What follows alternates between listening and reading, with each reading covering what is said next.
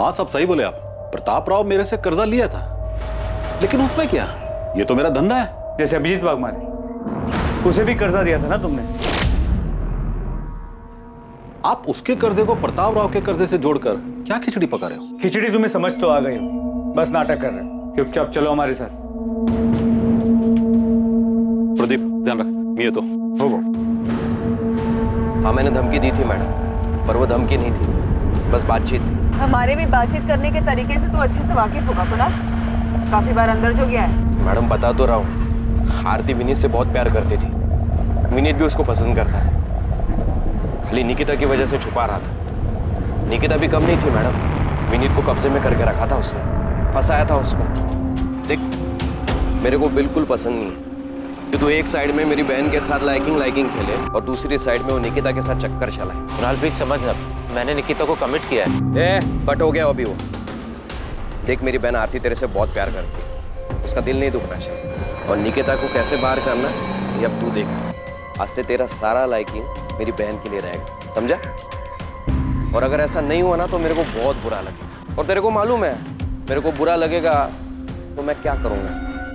Madam प्यार का मामला था इसलिए प्यार से ही निपटाया था। तो चिंता मत कर, हम भी तेरे से प्यार से पूछे, बस इतना ध्यान रखना हमें बुरा ना लग जाए। मैं कुछ समझा नहीं प्रदीप, तुम क्या कहना चाहते? अरे पुलिस जादव भाव को उठा के ले गई है पूछताछ करने के लिए। लेकिन क्यों? तुम्हारी लड़की के केस में प्रताप भाव तुमको चलना पड़ेगा, समझाना पड़ेगा उन लोगों को। हाँ साहब, देखा मैंने इस आदमी को, ये अपनी दुकान पे आया था अमित भाव से मिलने, फिर अमित भाव इसको तुरंत लेके बाहर चले गए थे। यहाँ नहीं, मेरे पीछे पीछे 27 अप्रैल को अमित को जो फोन आया था उसके बारे में जानते हो? जी साहब, मैं उस टाइम दुकान पे ही था अमित भाव के साथ। मेरी बहन ये कब पैदा हो गई? मेरी कोई बहन है ही नहीं। हेलो, अजीब आदमी है, कुछ भी बकवास किया जा रहा है। ए दिनेश, एक काम कर, थोड़ा काउंटर सवाल में आता हूँ। जी बाबा। फिर अमित भाव थोड़ी देर बाद वहाँ से बाहर चले गए थे, बस उसके आगे मैंने कुछ नहीं सुना साहब। क्या वो फोन इस हिस्ट्री शीटर किशोर कदम ने किया था? अमित की इसी से बात हुई थी? दिनेश, तुम इकलौते आदमी हो जिसने अमित को किशोर कदम के साथ मिलते जुलते देखा था। अमित की प्लानिंग के बारे में और क्या जानते हो? साहब मेरे को जो कुछ भी मालूम था मैंने आपको सब कुछ बता दिया, और साहब आपको मेरे को सुरक्षा देनी होगी। साहब अमित भाव बहुत खतरनाक आदमी है साहब, उसको ये सब मालूम पड़ेगा। घबराओ मत दिनेश, तुम्हें कुछ नहीं होगा।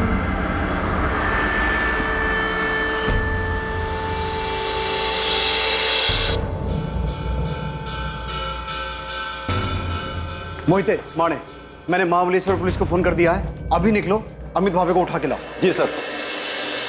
आरती है तुम्हारे कजन कुणाल सामंत की फोन लोकेशन, जिसमें साफ दिखाई दे रहा है कि 27 अप्रैल को ये उसी एरिया में था जहाँ से हमें निकिता की लाश मिली। हाँ तो मुझे इसके बारे में कुछ नहीं पता। मैडम मैं आपको पहले ही बता चुका हूँ, हो सकता है मैं वहाँ से निकला हूँ, लेकिन अब सातारा इतना बड़ा भी शहर नहीं है कि किसी एक जगह से निकलना बड़ी बात है। अब मैं वो दिन वो टाइम उधर से क्रॉस किया और उधर ही निकिता के साथ कुछ हुआ तो आप मेरे को फंसाओगे? मतलब क्यों आरती, इसने तुझे पहले सिखा दिया था ना कि पकड़े गए तो पुलिस के सामने यही बोलना है? मैडम अगर इसने इतनी स्मार्ट प्लानिंग की है जो आप बता रहे हैं, तो आप ये भी बताइए कि सेम टाइम पे ये इतना बेवकूफ कैसे हो सकता है कि क्राइम की जगह पे ये अपना फोन लेके जाएगा? देखिए मैडम, आपको पता चला कि मैंने विनीत को धमकी दी थी, लेकिन ये बात तो मैं आपको पहले भी कह चुका हूँ कि हाँ मैंने किया, और उसके बाद भी मुझे कुछ ऐसा करना होता तो मैं ऐसा थोड़ी ना करता जिससे आपको कोई सबूत मिले और आप मुझे सीधा पकड़ ले। नहीं कुणाल, तू हर चीज में फेल हुआ है। तूने निकिता के मर्डर को सुसाइड दिखाने की कोशिश की है जिसमें तू कामयाब नहीं हुआ है, तो उसमें भी फेल ही हुआ है। ये क्या बात कर रही है मैडम आप? निकिता मेरे को जानती थी तो वो मेरे साथ किधर भी आती क्या, और वो भी तब जबकि उसको ये पता था कि मैंने विनीत को धमकाया था।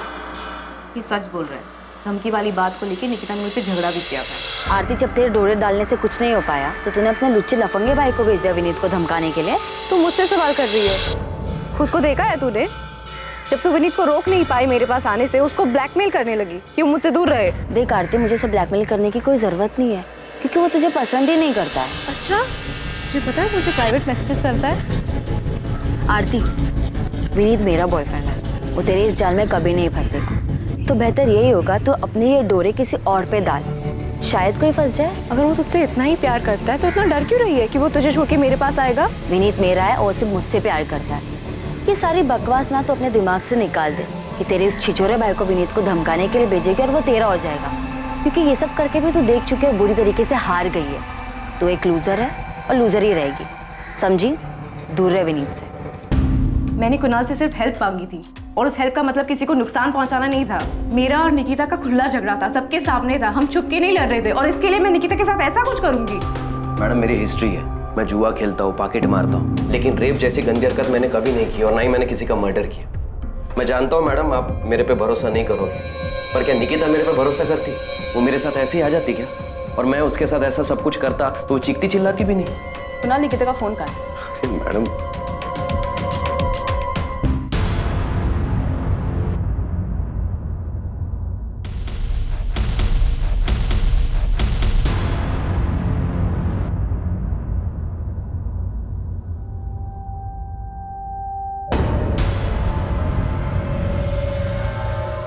हमारे पास सबूत है कि 27 अप्रैल को जब निकिता का रेप और मर्डर हुआ था तो क्राइम सीन के आसपास ही थे। मैडम उस दिन मैं किसी काम से वहां गया होऊंगा, पर मैं निकिता को नहीं मिला। मैंने उसके साथ कुछ भी नहीं किया मैडम, मैं सच बोल रहा हूँ। ये एक लव ट्रायंगल था जहाँ पे हम एक दूसरे के खिलाफ थे, दुश्मन थे हम एक दूसरे के, झगड़ा करते थे हम एक दूसरे के साथ, लेकिन फिर भी मैं कुणाल को निकिता के पीछे नहीं भेजूंगी। इतनी सी बात आपको समझ नहीं आती? नहीं आ रही, क्योंकि ये झूठ है आरती। सच ये है कि तूने इस गुंडे को भेजा था विनीत को धमकाने के लिए कि ये निकिता से दूर है, लेकिन ऐसा हुआ नहीं। सच ये है कि निकिता अब जिंदा नहीं है, ये बताने के लिए कि ये गुंडा कई बार गया तो उसे धमकाने के लिए। सच ये है कि निकिता जिंदा नहीं है, बताने के लिए कि उसका रेप और मर्डर इसी कुणाल ने किया है। और इन सब के बावजूद तेरी सारी दलीलें झूठी साबित होती है, क्योंकि जब ये सब हुआ था तू क्राइम सीन के पास था। तुम दोनों से ना बहुत प्यार से बात कर ली है मैंने, तुम दोनों को प्यार की भाषा पच नहीं रही। मोहिते, डाल इसको जेल में और तब तक कूट जब तक सच बाहर नहीं आ जाता है। अरे मैडम मेरी बात तो सुनिए।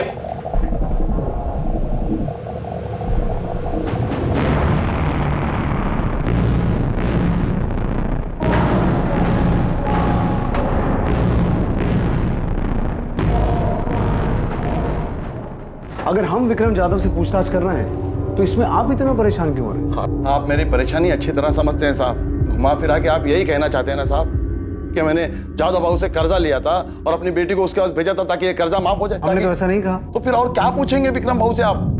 मेरी चचेरी बहन के बेटे अमित के खिलाफ सबूत है ना आपके पास, उसने किया है सब कुछ, पूछिए उससे। हम ना तो अमित भावे को बख्शेंगे ना ही विक्रम जाधव को, फिर चाहे आप खुद निकिता के पिता आके हमें ये क्यों ना कहें कि हमें किससे पूछताछ करनी है और किससे नहीं। आप ये कहना चाहते हैं कि एक बाप ने खुद अपनी बेटी को उस आदमी के पास भेजा था जिससे उसने कर्जा लिया था? प्रताप राव जी, हम किसी ऐसे नतीजे पर नहीं पहुंचे हैं, लेकिन आप जिस तरीके से जोर देकर इस बात पे अड़े हुए हैं कि हमें विक्रम जाधव से पूछताछ नहीं करनी चाहिए, उससे कुछ चीजों पर शक हो रहा है। आपके लिए बेहतर होगा हमें हमारा काम करने दीजिए।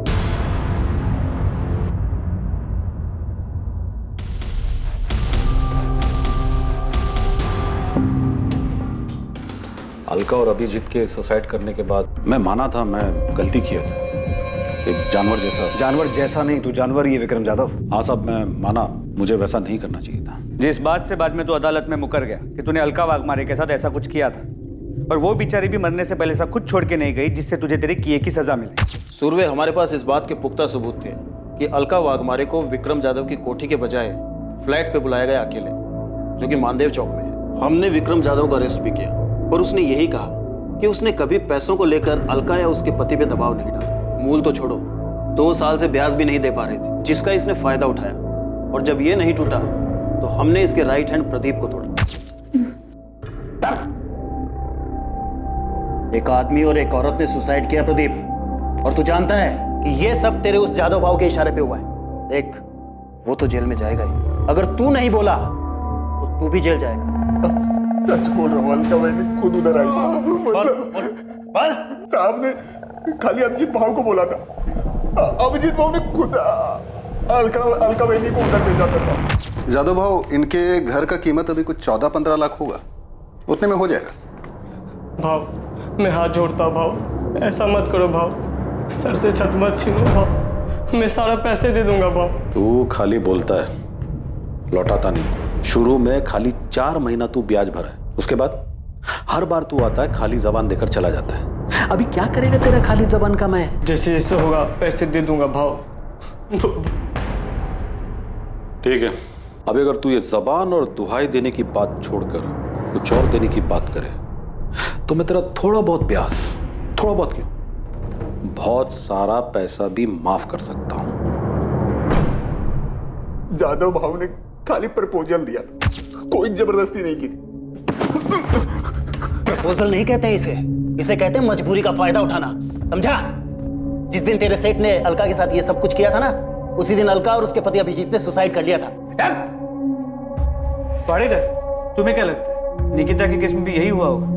इस विक्रम जाधव ने निकिता के बाप को प्रपोजल दिया, विक्रम ने निकिता के साथ जबरदस्ती की और 100% यही हुआ। नहीं तो एक सीधी सादी पढ़ने लिखने वाली लड़की जिसकी लाइफ में कोई प्रॉब्लम नहीं है, वो भला अचानक सुसाइड क्यों करेगी? पता नहीं, लेकिन मुझे यकीन है कि ये सुसाइड नहीं, मर्डर है। फिर बोल नहीं सकता, मगर ये कंफर्म है कि ये आदमी औरतों के मामले में घटिया है। साहब मैं मानता हूं मैंने गलत किया, पर अभिजीत और अलका के बाद आई शपथ मैंने ऐसा कुछ नहीं किया। और ऊपर से जब मेरे को पता चला कि प्रताप राव के साथ ऐसा कुछ हुआ है, तो मैंने सामने से खुद जाकर उसका कर्जा माफ किया। तो तू अब धर्मात्मा बन गया है जो सामने से जाके माफ किया? नहीं साहब, मैं धर्मात्मा नहीं बना साहब, मैं डर गया था। जब मुझे पता चला कि प्रताप राव की लड़की ने सुसाइड की करके, तो मेरी हालत टाइट हो गई। मैं समझ गया कि ले दे के प्रताप राव के कर्जे की बात सामने आएगी तो मेरी भी हिस्ट्री खुल जाएगी। इसलिए साहब मैं सच बोल रहा हूँ, मैंने सच्चे मन से उसका कर्जा माफ किया। साले पहले उसकी बेटी के साथ ये सब करेगा, फिर कर्जा माफ करने का नाटक करेगा? नहीं साहब, मैंने कुछ नहीं है किया साहब। आप बेकार में मेरे पीछे पड़ के असली मुजरिम को खुला छोड़ रहे हो। आई शपथ मैं बोल रहा हूँ साहब, मैंने कुछ नहीं किया साहब, मैंने कुछ नहीं किया। सचिन, इसके राइट हैंड प्रदीप को उठा। अलका वाघमारे केस में वो टूटा था, इस केस में भी वही टूटेगा। तबीयत से धुलाई करो उसकी। लेकिन सर मुझे नहीं लगता कि इस केस में ये विक्रम इन्वॉल्व है। अलका वाघमारे केस में विक्रम ने अलका का यूज किया और उसके बाद अलका और उसके पति ने सुसाइड किया। लेकिन सर इस केस में सचिन, मैं जानता हूं तुम्हें लगता है ये सुसाइड नहीं मर्डर है, लेकिन अगर कोई इस केस को सुसाइड की शक्ल देकर मर्डर को छुपा सकता है, तो सुसाइड को कवर अप करने के लिए कोई इस केस को मर्डर की शक्ल भी दे सकता है। ये जादव बहुत घटिया इंसान है। ब्याज कम करने के नाम पर अभिजीत वाघमारे को उसकी बीवी को अपने पास बुलाने का प्रपोजल दे सकता है, तो ये भी कर सकता है। ऐसे वाहियात इंसानों की फितरत कभी जाती नहीं। इसे लगा ही नहीं होगा कि निकिता सुसाइड कर सकती है। इसे क्या निकिता के बाप को भी नहीं लगा हो। बाहर वाले लोग जो बातें बना रहे हैं तो अलग, और मालती, शिवम, तुम लोग मुझसे ऐसे घटिया सवाल कैसे कर सकते हो कि मैंने निकिता को जादव के पास भेजा था? तुमको लगता है कि मैं ऐसा करूं? और आपको क्या लगता है ताई सुसाइड क्यों करेगी? उस आरती की वजह से। उसने सुसाइड नहीं किया है, ये सब उस कमीने अमित भावे ने किया है। उसने पुलिस को झूठ बोला है कि उसको गुमनाम फोन आया था। ये सब उस हिस्ट्री शीटर किशोर कदम ने किया है। पुलिस उस किशोर कदम को पकड़ नहीं पा रही है, इसलिए अपने आप को बचाने के लिए विक्रम की बलि चढ़ाना चाहती है।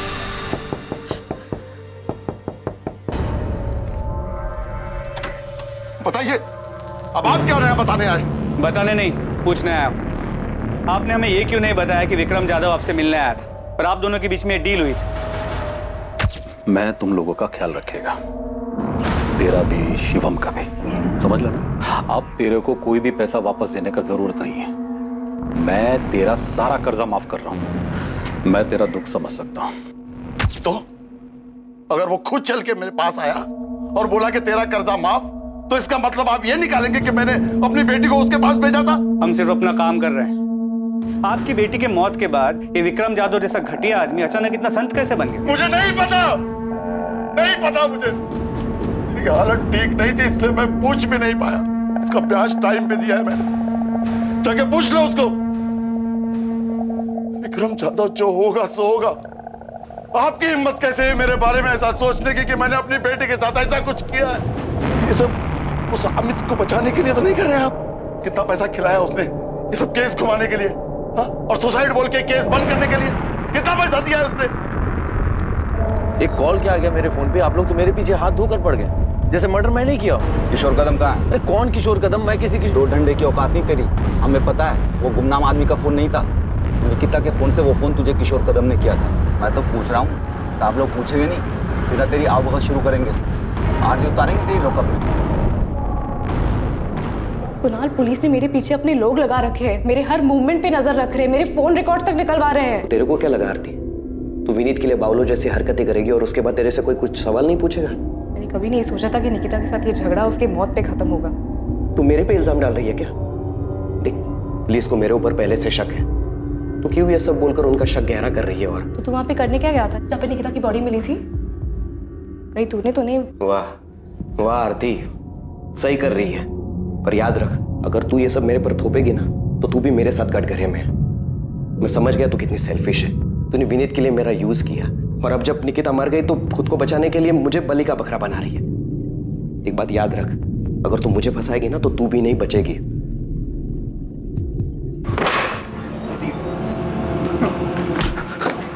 पिछली बार तू बच गया था, इस बार नहीं बचेगा।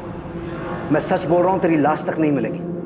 जब मैंने पिछली बार सब सच बता दिया भाव ने क्या किया, तो अभी मैं झूठ क्यों बोलूंगा साहब?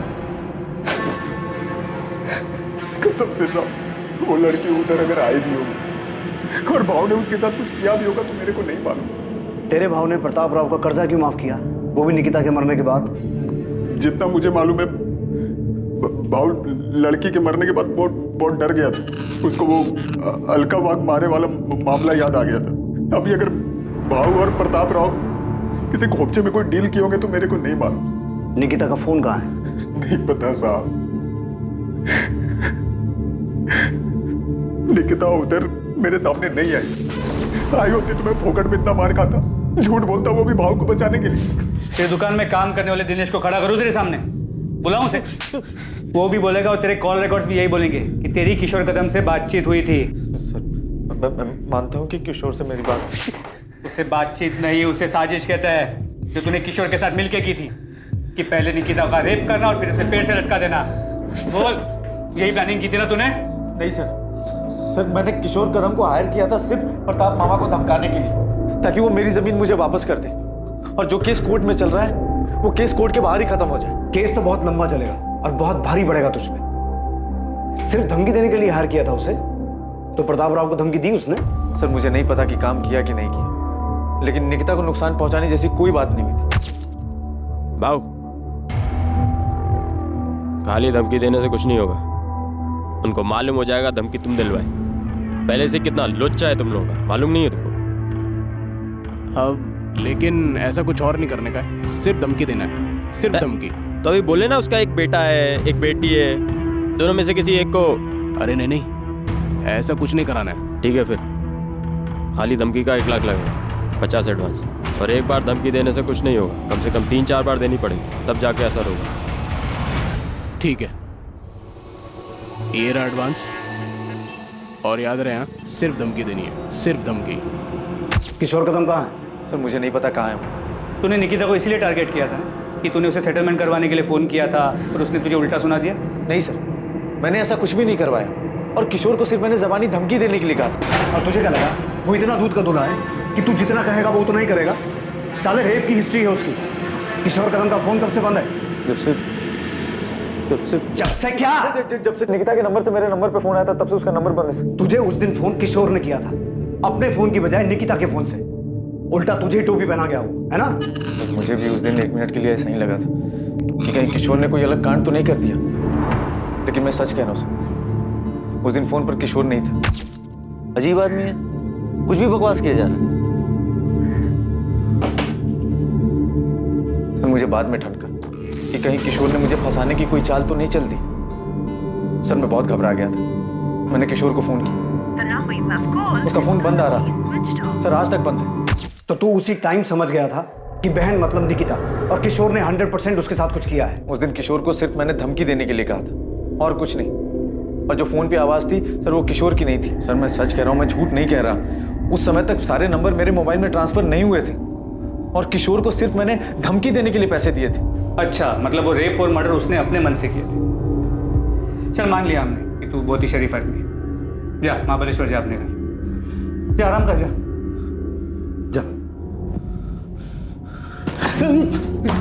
जब तक किशोर कदम मिल ना जाए ना, इसकी खूब सेवा करो, दिल से सेवा करो। निकिता के साथ जो कुछ भी हुआ है, यही साला उसकी जड़ है। सर, मैं सच कह रहा हूं, मैंने कुछ नहीं किया सर।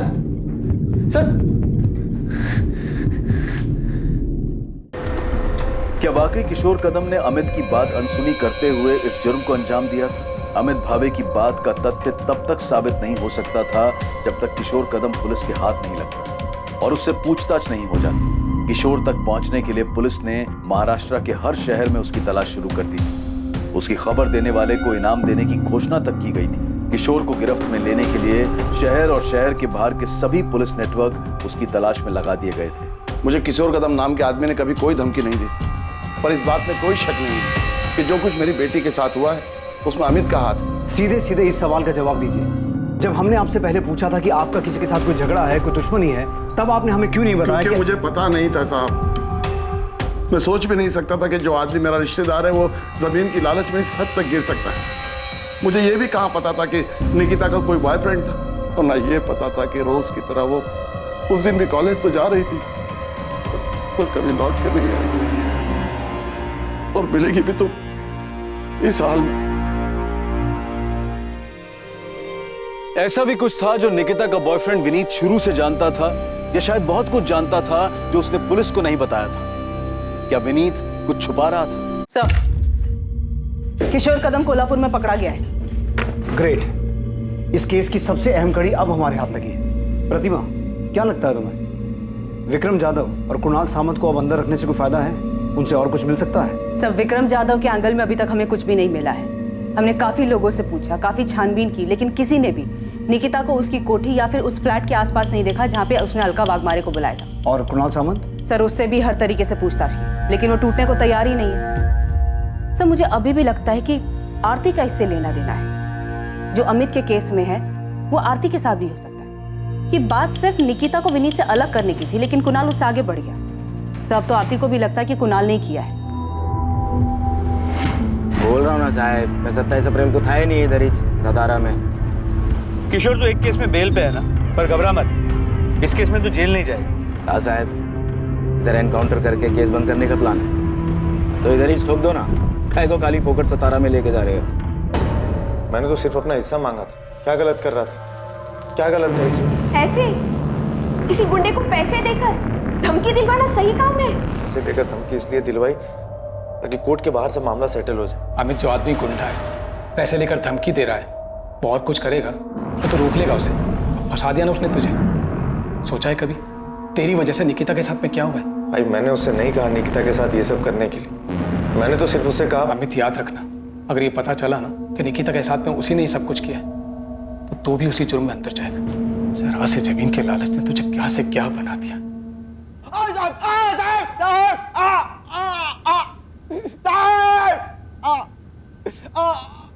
तीन दिनों तक लगातार पूछताछ और मार खाने के बावजूद किशोर कदम ये कबूल करने को तैयार नहीं था कि उसने ये जुर्म किया था।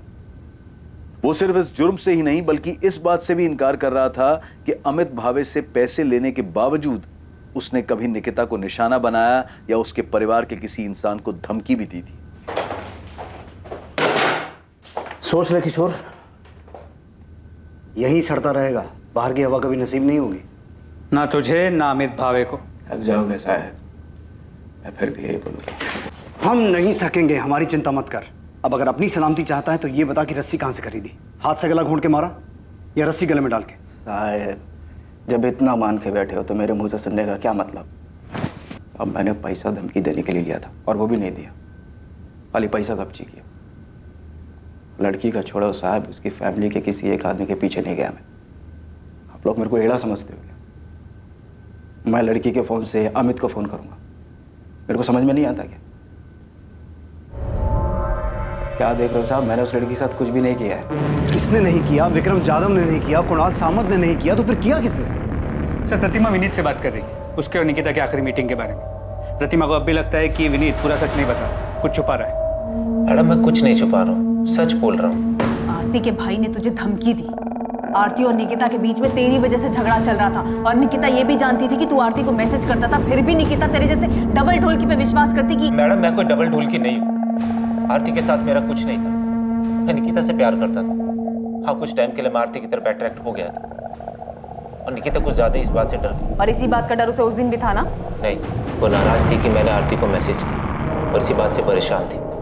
वो ये समझ ही नहीं रही थी कि वो मुझे लेके बहुत ज्यादा पोजेसिव हो रही थी। परेशान हो गया था उसकी इस आदत से।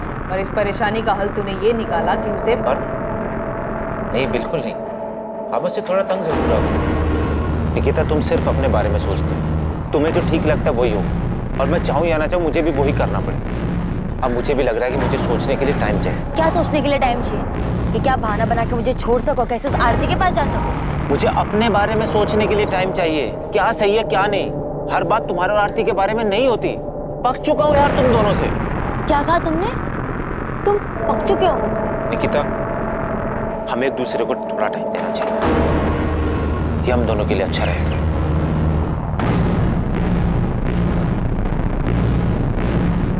बाय।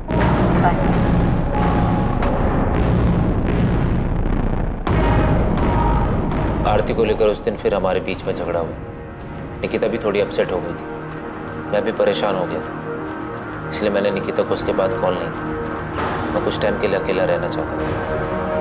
उसका फ़ोन नहीं आया, मुझे लगा कि शायद वो मेरी बात समझ गई, इसलिए फ़ोन नहीं कर रही। ये बात तूने हमें पहले क्यों नहीं बताई? क्योंकि ये मैडम हमारा पर्सनल था, और निकिता के साथ जो हुआ है उसका इससे कोई लेना देना नहीं। तुझे कैसे पता लेना देना है कि नहीं? वो मवाली कुणाल या उसकी बावली बहन आरती, उन्होंने निकिता के साथ कुछ नहीं किया होगा? नहीं, मुझे नहीं लगता उन्होंने कुछ किया। मुझे लगता है निकिता के साथ कुछ और हुआ। कुछ और मतलब? ये तो मुझे नहीं पता, पर जो भी हुआ है उसका मुझसे कोई वास्ता नहीं।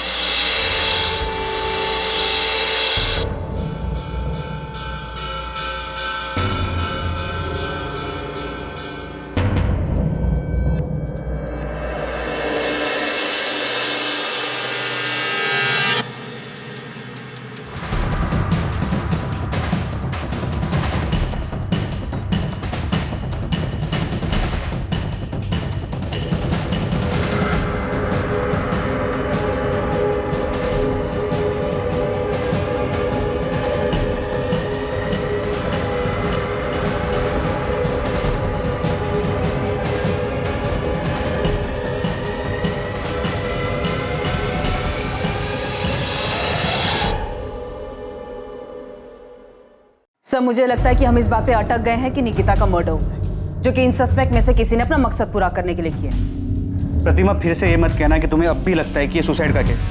प्रतिमा, अगर सुसाइड किया हो तो उसके पीछे कोई रीजन तो होना चाहिए। विक्रम जाधव की थ्योरी में कोई भी सुराग सामने नहीं आया कि उसने निकिता के साथ रेप किया, इसी वजह से उसने सुसाइड किया। तो फिर क्या हो सकता है? पता नहीं सर, पर मुझे अभी भी लगता है कि कुछ तो था जिसकी वजह से निकिता दुखी थी। ये हमने सीसीटीवी फुटेज में भी देखा है। प्रतिमा, हमें ये भी पता है कि उसके मरने से पहले उसके साथ रेप हुआ था। यस सर, याद है मुझे।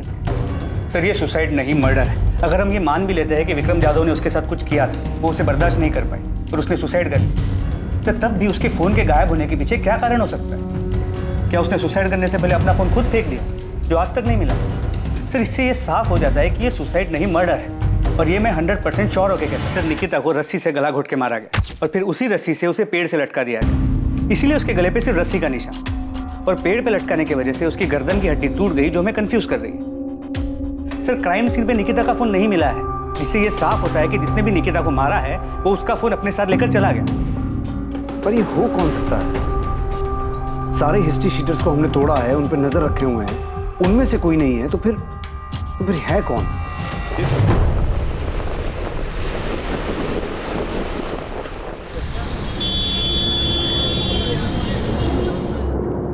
हाँ, IMEI नंबर यही है कि निकिता आप्टे का ही फोन है। कहाँ ऑन हुआ ये फोन? मुंबई में ऑन हुआ? जी सर। और निकिता के फोन में जो नंबर यूज हो रहा है वो ये है 444761। इस नंबर की पूरी डिटेल्स मंगवा ली है। हमने अपने नंबर से कॉल नहीं किया, मोहिते को भेजा है PCO से कॉल करने के लिए, ताकि पता चल सके कि ये नंबर ऑन है या नहीं। सर, ये नंबर ऑन है। मैंने PCO से फ़ोन किया, ऐसे ही कोई नाम बदल कर बात की। किसी आदमी ने फ़ोन उठाया था, बोला कि आपने जो नंबर लगाया रॉन्ग नंबर है। मैंने पूछा ये मुंबई का नंबर है? उसने कहा हाँ। सर, मैंने उससे और कुछ नहीं पूछा, ये सोच करके कहीं वो अलर्ट ना हो जाए। गुड, एड्रेस निकालो और उठाओ इस आदमी को। जी सर। और उसे पता ना चले कि हम उसके पीछे हैं।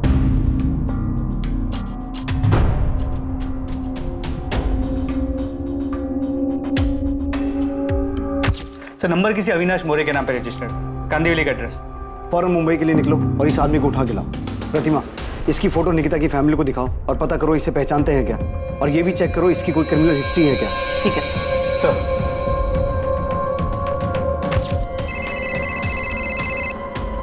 हाँ प्रतिमा, इस अविनाश मोरे का कुछ मिला? नहीं सर, निकिता की फैमिली भी इसे नहीं पहचानती, उन्होंने तो इसका नाम तक नहीं सुना। ताज्जुब की बात, इस अविनाश मौर्य ने अब तक फोन स्विच ऑफ नहीं किया, लगातार ऑन आ रहा है। सब मैंने साइबर टीम से दोबारा चेक किया, ये निकिता का ही फोन है।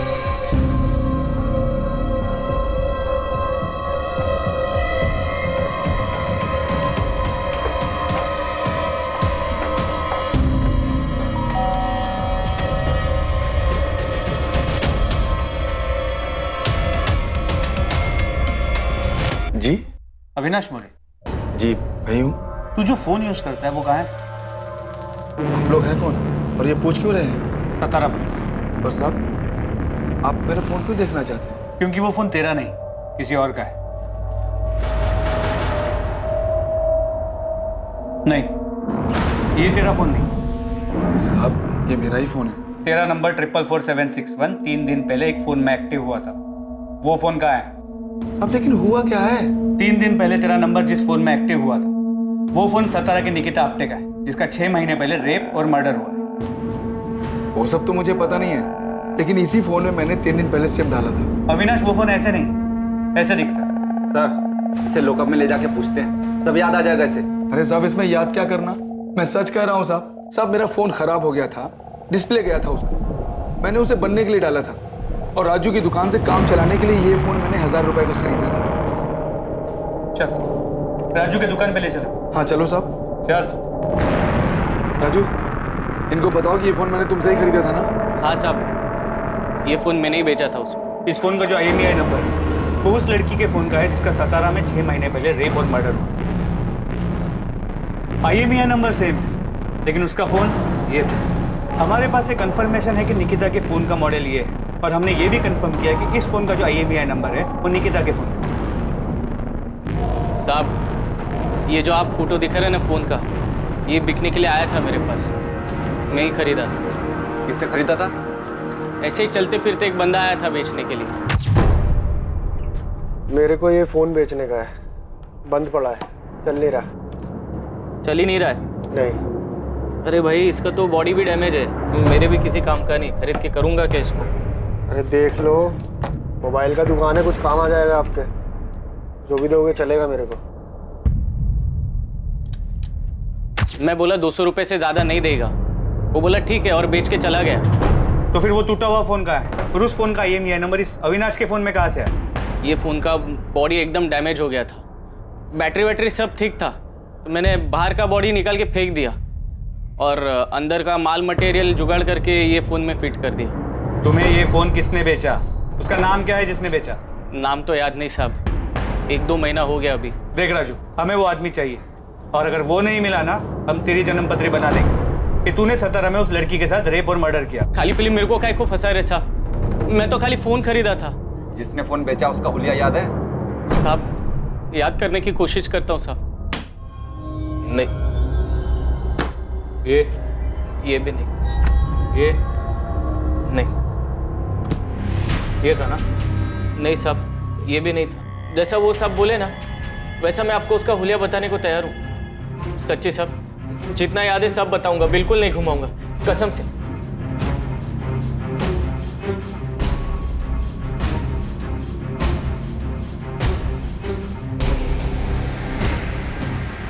सर राजू सच बोल रहा है, उसे जितना याद था उसने पूरी ईमानदारी के साथ याद करके स्केच बनवाया। ठीक है, फिर भी यहाँ मुंबई पुलिस को बोलता हूँ इस राजू पे नजर रखे, और तुम पता करो कि निकिता के पहचान में कोई है जो स्केच वाले आदमी को जानता है। ठीक है सर।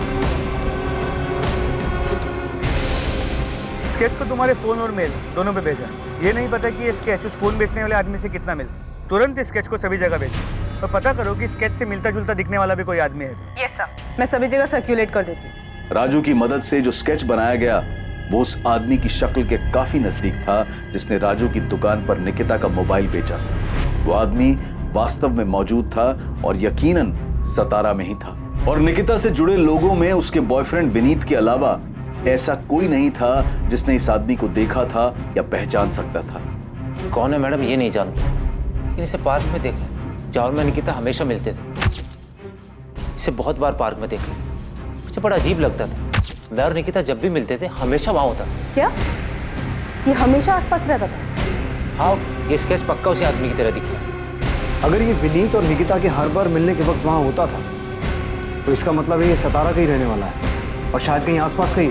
लेकिन सर इसकी कोई क्रिमिनल हिस्ट्री नहीं है। पर फिर भी मैंने गोविंद और बाकी खबरों को काम पे लगा दिया, ये पता करने के लिए कि ये कौन है और कहाँ रहता है। गुड, ढूंढो इसे ताकि इस केस को क्लोजर मिले और निकिता को न्याय। सर। प्रतिमा। Yes sir. तुमने बताया कि विनीत कह रहा था कि ये हमेशा पार्क में मौजूद रहता था, उन्हें घूरता था। यस सर, वो दोनों जब भी पार्क में मिलते थे ये वहां रहता था। 27 तारीख की निकिता की वो फुटेज निकालो। हमें इस एंगल के बारे में कुछ पता नहीं था, हमने कुछ मिस किया है। 27।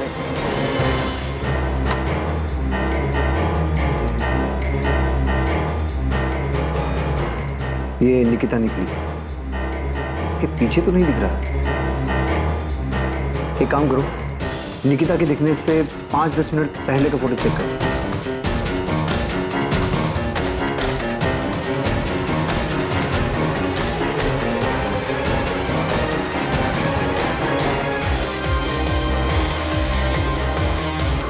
एक मिनट सर, स्टॉप कीजिए सर।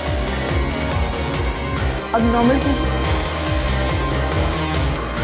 यही है वो, तो यही है।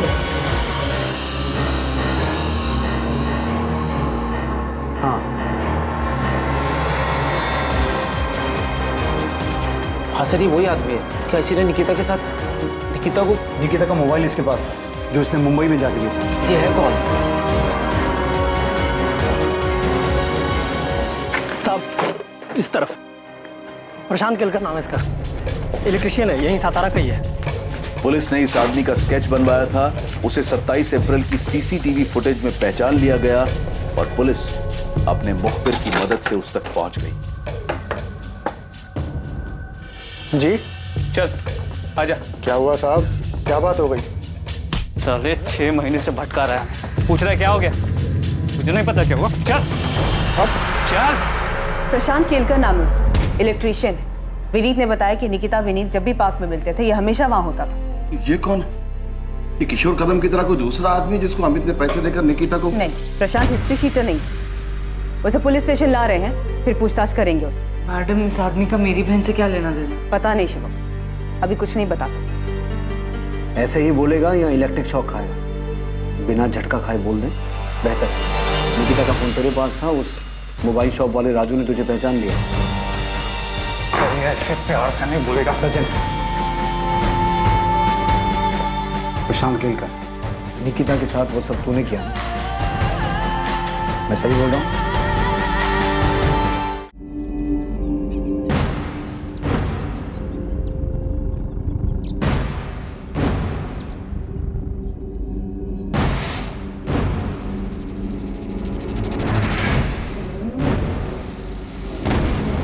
जी आप निकिता है ना? हाँ, क्यों? आपसे कुछ जरूरी बात करनी है। क्या बात करनी है? आप हो कौन? तो मैं आपके पापा को जानता हूँ। पहले बताओ तो सही, आप हो कौन? क्या बात करनी है आपको? ये क्या कर रहे हैं?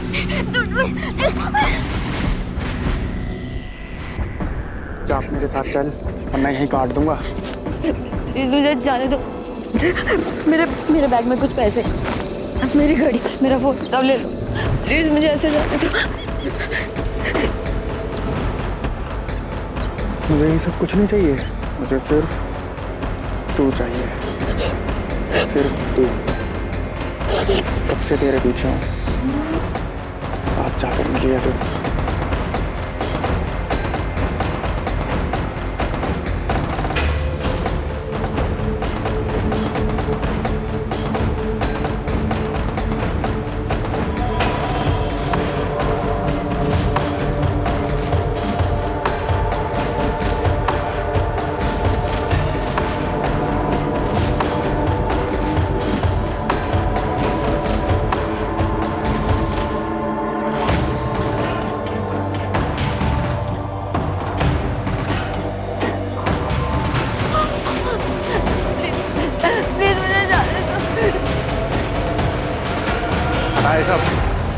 मुझे तेरे को वैसे देखना है जैसे मैं तेरे को सपने में देखता हूँ।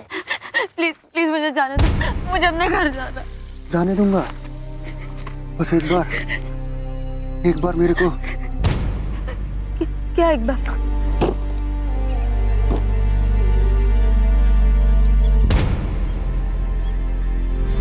ये ले, पहन ले।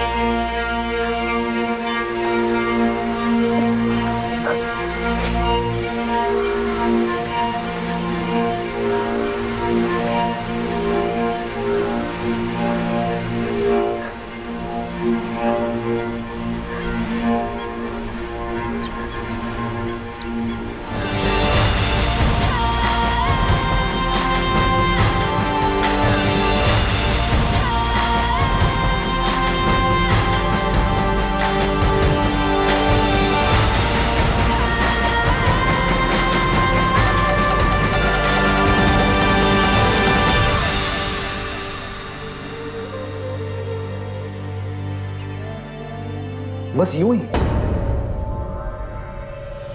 तूने उसे देखा, वो तुझे पसंद आ गई, इतना कि वो तेरी सनक बन गई। निकिता का फोन तेरे पास 6 महीने से था, तूने उसे ऑन क्यों नहीं किया? वो 6 महीने बाद मुंबई जाके क्यों बेचा? मैं अखबार में पढ़ रहा था। जोर से बोल, जोर से बोल, सुनाई देना चाहिए। मैं मामला ठंडा होने का इंतजार कर रहा था।